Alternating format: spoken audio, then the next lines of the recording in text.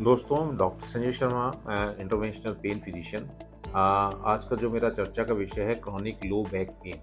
Chronic का मतलब होता है कि कोई चीज़ लंबे समय से चली आ रही है, कि आपका 3 महीने से कोई लंबा यदि कोई दर्द की समस्या है और वो मैनेज नहीं हो पा रही है, तो उसको हम क्रॉनिक कंडीशन में नरेट करते हैं। और जब बैक पेन है तो मीन्स का मतलब है कि कमर के अंदर से हमारा दर्द आना है। ये जो क्रॉनिक जो स्टेज आती है, पहले हर चीज़ एक्यूट फेज़ के अंदर आती है, जैसे कोई ट्रॉमा हुआ, कोई बीमारी हुआ, कोई फोर्स लगा, उसमें इमीडिएटली दर्द आता है। लेकिन उस दर्द की इंटेंसिटी या तो बहुत ज़्यादा बढ़ती चली जाएगी, यदि हमने उसके प्रॉपर वे के अंदर से सेफ्टी मेजर नहीं लिए, या वो धीरे-धीरे चलता जाता है, तो वो क्रॉनिक फेज़ के अंदर से चला जाता है। क्योंकि मेडिसिन लेने के बाद में आपकी और जो थेरेपीज़ वगैरह हैं और जो अदर ऑप्शंस हैं, उनको भी उपयोग में लेने के बाद में यदि मरीज़ को दर्द में आराम नहीं आता, तो क्रॉनिक लो बैक पेन की कंडीशन में चला जाता है। अब इसके मुख्य कारण क्या हैं?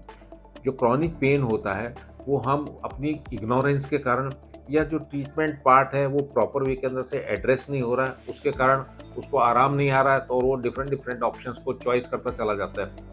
तो जो बीमारी का जो मूल कारण है, वो तो समझ में आया नहीं, एड्रेस कर नहीं पाया, वो बीमारी बढ़ती चली जाती है।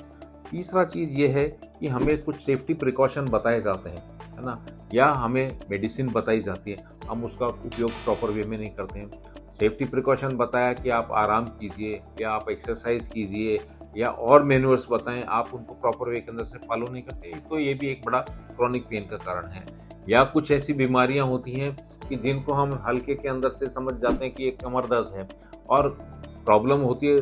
कई बार ऐसा होता है कि ट्यूबरकुलोसिस निकली है, उसमें फ्रैक्चर निकला है, वो जब बाद में लेटर ऑन, क्योंकि इन्वेस्टिगेशन ही नहीं हो पाती है प्रॉपर वे के अंदर से, वो हम केवल एक्सरे कराया या क्लिनिकली एग्जामिनेशन किया। हर चीज़ क्लिनिकल भी पूरा रूल्ड आउट नहीं होती, और हर चीज़ हर जो सिचुएशंस है वो रेडियोलॉजिकल भी इन्वेस्टिगेट नहीं हो पाती, जब तक कि दोनों को कॉर्पोरेट नहीं करें हम। Radiological investigation plus clinical examination, दोनों की अपनी अपनी इम्पोर्टेंस है। तो इस टाइप के जो पेशेंट होते हैं, जो लंबे टाइम से आपके पास में इस बीमारी के दर्द की समस्या से निजात नहीं पा रहे, तो प्रॉपर वे के अंदर उसका क्लिनिकल इवैल्यूएशन ज़रूरी होता है, रेडियोलॉजिकल इवैल्यूएशन ज़रूरी होता है, और दोनों को कॉर्पोरेट करते हुए कि आपका फैक्टर क्या है, कौन सा ईटियोलॉजी है जिसके कारण ये कमर का दर्द हमारा ख़त्म नहीं हो रहा।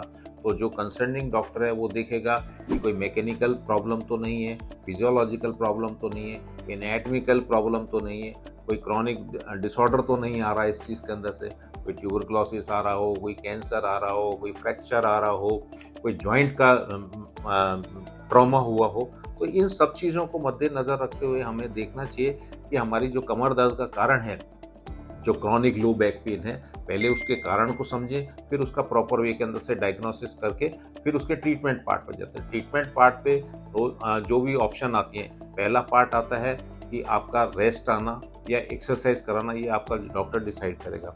सेकंड चीज़, इसके साथ साथ के मेडिकेशन है, मेडिकेशन का भी लिमिटेशन है।